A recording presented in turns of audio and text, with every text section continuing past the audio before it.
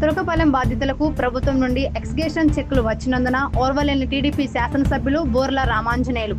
తురకపాలెం గ్రామంలోని స్థానిక అంబేద్కర్ విగ్రహానికి చెక్కులు ఇవ్వడానికి ముందుగా పూలమాలలు వేయాలని గ్రామస్తులు కోరగా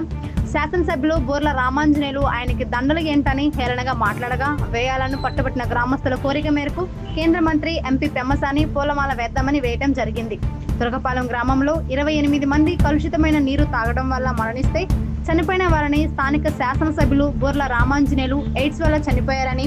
జగన్ మద్యం తాగి చనిపోయారని, చనిపోయిన వారిని అవహేళన చేస్తూ మాట్లాడి కనీస మానవత్వంతో వారికి ఎక్స్గ్రేషన్ ఇప్పించే పరిస్థితుల్లో ఎమ్మెల్యే లేనప్పుడు మాల మహానాడు జాతీయ అధ్యక్షులు గోల అరుణ్ కుమార్ మరియు మాల సంఘాల ఆధ్వర్యంలో గుంటూరు పార్లమెంట్ సభ్యులు పెమ్మసాని చంద్రశేఖర్ ని సీఎం ఆఫీసుకి అలాగే పార్టీ పాలిటీ బ్యూరో సభ్యులు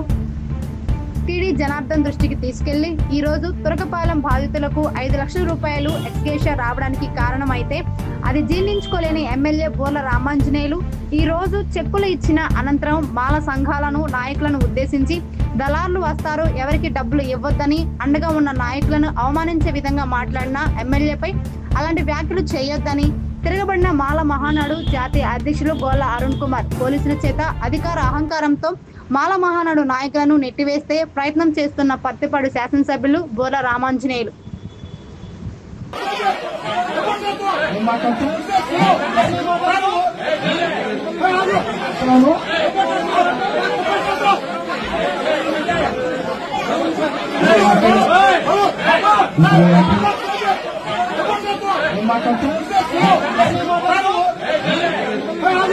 Hello.